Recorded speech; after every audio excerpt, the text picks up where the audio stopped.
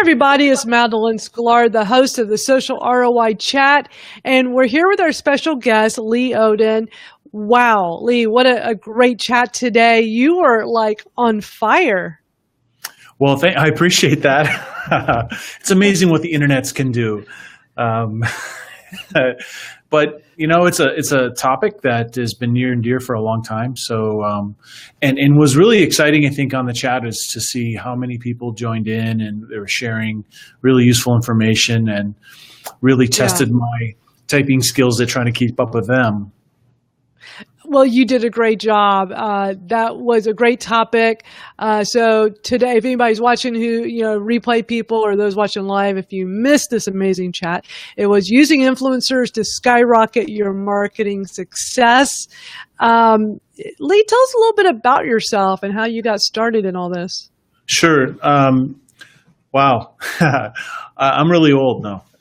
Started way back when I was changing careers, got into the internet business, taught myself some SEO so I could get traffic to the websites I was also selling for my customers, and grew that into a big chunk of the business I was working for. And in 2001, my current partner started a PR firm, and I joined with her, Susan Michikanis, and we put SEO and public relations together in 2001. And that was kind of a unique thing at the time.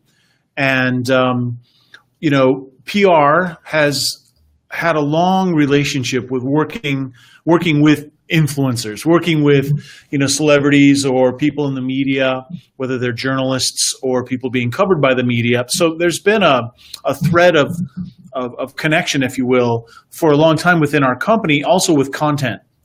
Because, in order to optimize something for search, you need to have something. You need to have content. So we're finding ways to co-create content with these famous people or industry experts beyond just getting pull quotes for articles. That was really helping us scale a quantity of quality content. Fast forward again, to, 2010 or so. And, we started doing work like this for Content Marketing Institute. And we launched something that was fairly unique. And we continue to do it. We're working with speakers, for example, and creating speaker ebooks and interactive infographics and all kinds of fun things, and taking the approach that is very organic and not paid, something that is very empathetic to what can we do for the influencer. And once we figure that out, then we create some connective tissue to what we can do for the community, and then to the benefit of the brand. And so content is always a part of what we do, and I have the luxury as the CEO of our agency to continue to get to experiment with this stuff, because I have a team that takes care of a lot of the things that give me the time to do that. So it's a passionate area for me. That's what it shows. I mean, just, with the responses you were giving on the chat today, I can tell you're very passionate about this, for sure. Sure. It's a big part of our business. I mean, just in the we've been in business for 16, 17 years, but in the last couple of years, we've been doing work for, like Oracle, LinkedIn, McKesson, Dell, and McKesson alone. A lot of people have never heard of McKesson. It's a $195 billion or $90 billion company. It's a Fortune 5 company. Wow. And we've been working with them for over 10 years. As well as lots of other large enterprise organizations. And the kind of work we're doing almost always includes content. And inevitably, it'll always include co-creation with what would be considered influencers. Okay. I want to do a shout out to all the people that are here live with us, because we got a lot of people with us here right now. Kevin Garber, CEO. We got a little bit of feedback going, Lee. Do you have headphones on, or? Oh, I'm hearing a little bit of feedback. Okay. We got Kevin Garber here, CEO of ManageFlitter. We got Aaron Johnson, Jim Katzeman is here. We've got Joe is here, Jennifer, and Brian Fanzo. Great to see everybody. But yeah, so. Is Now I that can working hear you. okay, Lee? Yeah. Okay, great. Thanks for doing that.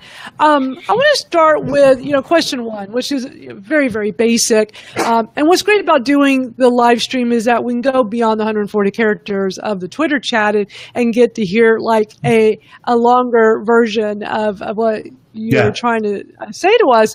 And number one was really just very basic. Like, what is an influencer? How can you identify them? I think that's something that more and more people are opening up their eyes to. So how do you best describe it?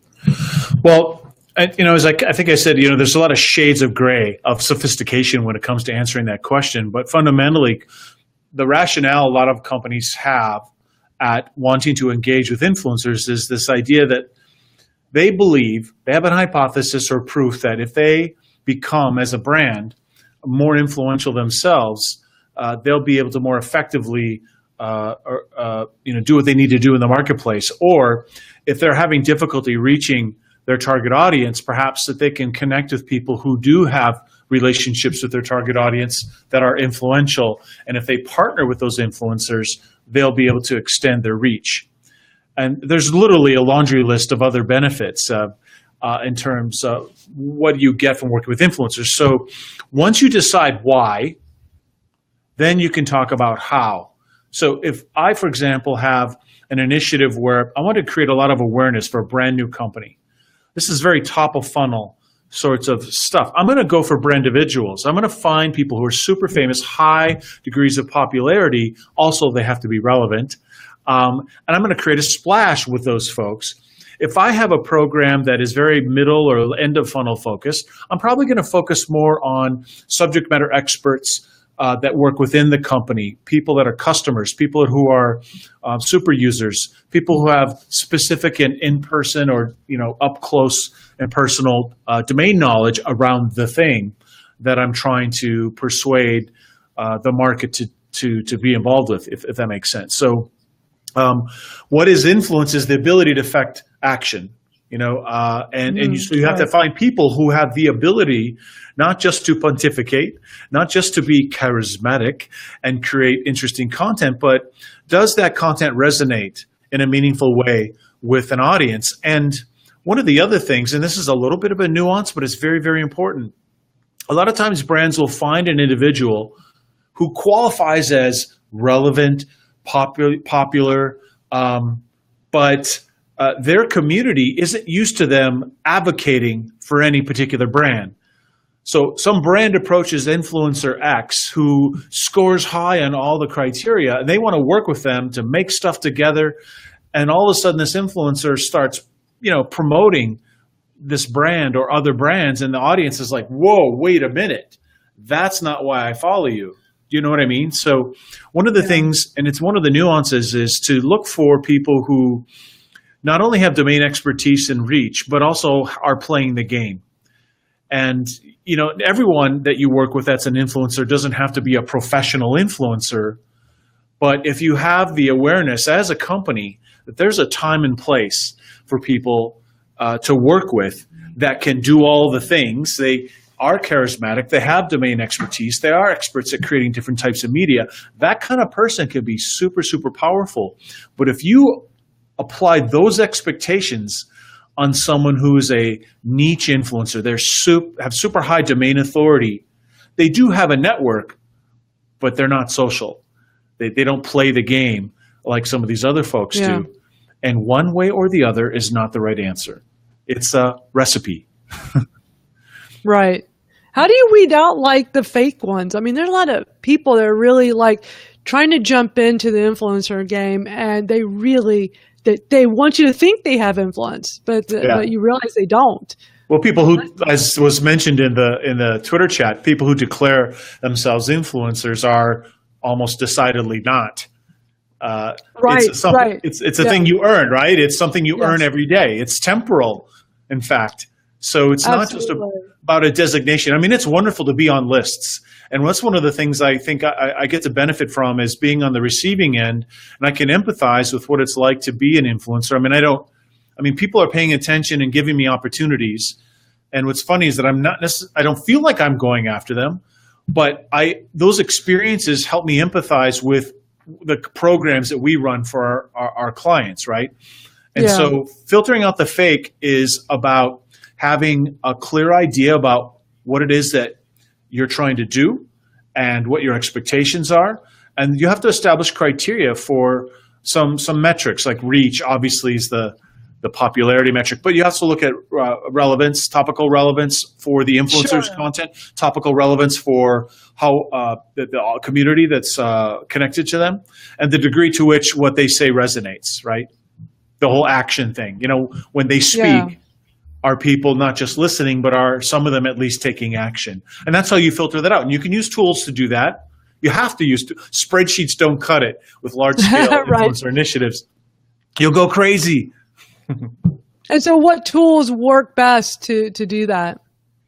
Well, here's an expression for you. A tool is only as effective as the skills of the person using it.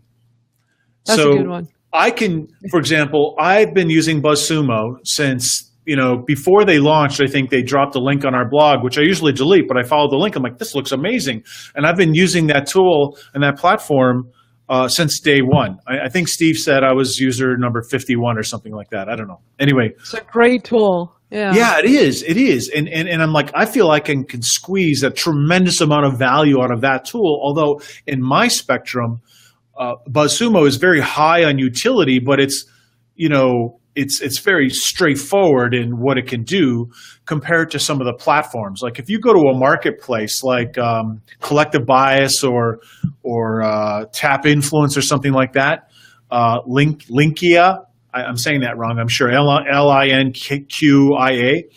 they've got 5 years worth of data all around paid influencers, and they're actually using artificial intelligence to start to predict impact or engagement, Really? which is a very interesting thing because they have 5 years of data of, so, and you look at how machine learning works, they've got a lot of data, they've got a lot of, a lot to base their, AI on and how it's going to learn going forward. Anyway, so there's these ends of the spectrum, but really what matters is it matters the capabilities of the platform, but what matters most is the skills of the individual using it. So you can get a lot of use out of FollowerWonk, Littlebird, actually part of Sprinkler. No, not Sprinkler. Littlebird is part of a larger social media platform. Yeah. I think it's Sprinkler. Yeah. But you can use niche tools too and get a lot of value out of them. That's what I'm trying to say. Yeah, and I use ManageFlitter. I mean, there's a lot that I'm able to pull Obviously, off of yeah. that. Yeah.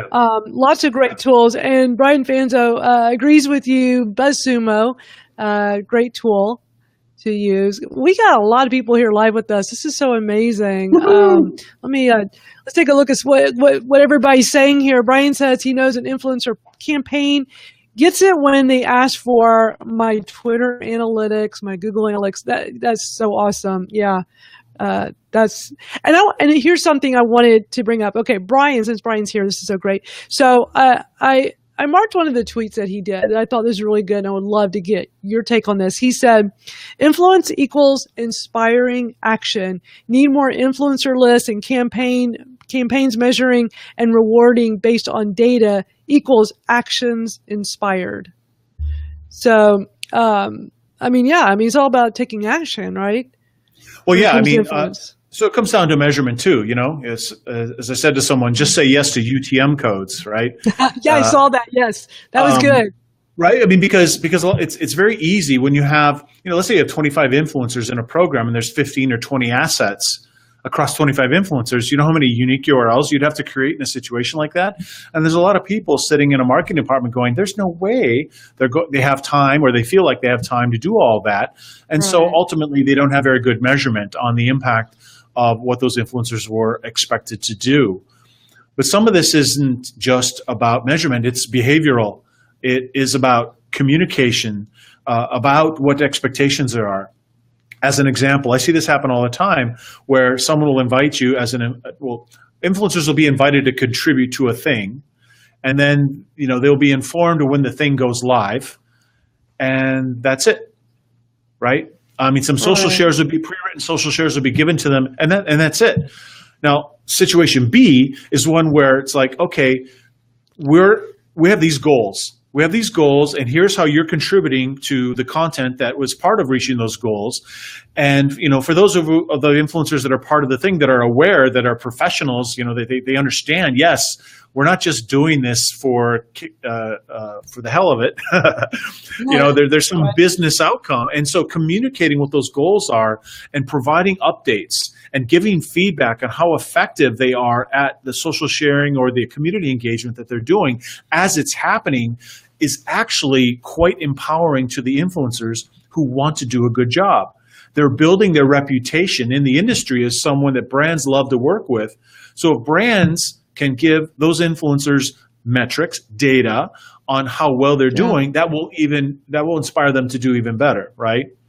And so that's something to be considered as well. Yeah, very well said. There was, question number 3, when we were talking about what are some of the do's and don'ts to consider when, contacting influencers. Can you expand on that a little bit? Sure. I think I did a survey, and I actually just posted that list of 50 ways to leave your lover, 50 ways to lose your influencers. The most common category of thing was just about issue with relevance, and also time frame. So sending a request out with no warmth at all, out of the blue. Hi, you don't know me, but I'd really like it if you could write me 1,000 words by tomorrow about da-da-da-da-da. Right. And then sending a sequence of daily emails saying, I wasn't sure if you got my email yesterday. Oh, I'm so sad. And they have a little GIF in the email about why, it's like, oh, sorry, you haven't shared our thing. You haven't done it. It's like, this isn't about you. It's not about you. So the big fail is irrelevant asks, unreasonable expectations, unreasonable timeframes, and really coming in cold. I mean, where's the romance here? Oh yeah. And it's sad. It's sad. There's no trying to get to know you. There's so many of them that are cold, and it's just like, here, will you do this for me? Yeah. As if we're just sitting around doing nothing all day. Right. And your brand's understanding of the different types of influencers is really important, because different types of influencers, segmented by what their motivations are, is quite insightful. And I pick on a phrase, there's that phrase, brandividual. So a brandividual is usually pretty easy. If you come across credible at all, you can come to a brandividual. If you come from a place of credibility, you can send a single email to a brandividual with an ask in it, and there may be a very good chance that they'll say yes if their perception of input and return is in the right balance. Because that's the game they're playing. They're in the world of all these micro inputs and macro outputs, hopefully for them, whether it's money or recognition. But when you're working on someone who's working for a brand and they're a brand marketer, for example, that person isn't going to be it's not going to be appealing to become super famous and from or some kind of out of the blue ask. It's just not. You've really got to appeal to what's important to them, as you've suggested, or even what I found, the greater good. This is something that we're working on. We noticed that you're working on this. This is after all kinds of warm sort of interactions. Notice that you are a big advocate for XYZ, and we actually have an initiative that could put some resources towards making that even more powerful. We're wondering if you'd like to learn more about what we could do together. And this is something that could actually help our industry. And here's why. And here's who's already part of it, and so on and so forth. You know what I mean? It's so much better. Yeah, they're so much better. And one of the tweets that really stood out to me when we were that was from Cassie Longo, and she said, approach influencers as trying to build a relationship, not just a business transaction. Absolutely. Yeah. There's the relationship. So here's the thing. There's a finite, and I think Christopher is saying, there's eventually we're going to have this just a small number, or everyone's going to be going after the same influencers. And at a certain level, that's true. For people who keep going after the same list, that is true. And so there's competition. It's only going to go up for those really skilled influencers. And so how will your brand ever differentiate how will you, mitigate your liability of losing your prized influencer relationship, or your prized influencer, I gave it away, through a relationship. So if you have a relationship with the influencers you're working with, if we are inspired, we have shared values, and we have a common goal that is beyond just the dollars and cents of things, then the loyalty that exists in a situation like that is very, very, very important in terms of retention of your influencers from being poached by competitors, because they are trying to poach your influencers, so to speak. And they're not your influencers. It's a partnership you have. It's a relationship you have with them where it's understood what we get out of it together. Right. Yeah. This is such great stuff, Lee. I feel like I could sit here and pick your brain all day. I mean, this is such great value. And we got a very active live chat room going on here with this. What are the best ways for people to get in touch with you? Of course, there's Twitter. How else I'm going to post them on here for everybody to check out. Yeah. Well, my company is at Top Rank Marketing, TOPRANK marketing.com. Also, we have a blog that's fairly popular at marketingblog.com. Pretty easy to remember. And people can always email me, lee@lee.to. That's the shortest email address I could possibly have, lee@lee.to. That's great. Okay, well, I just posted both your Twitter and a link to your website. Super. And this has been just incredibly awesome, Lee. Thank you so much for being our guest today, sharing a wealth of information. And for those of you that are watching, we'll be back next week with another great chat. Until then, we'll see you back out on Twitter. Take care, everybody. Thank you, everybody.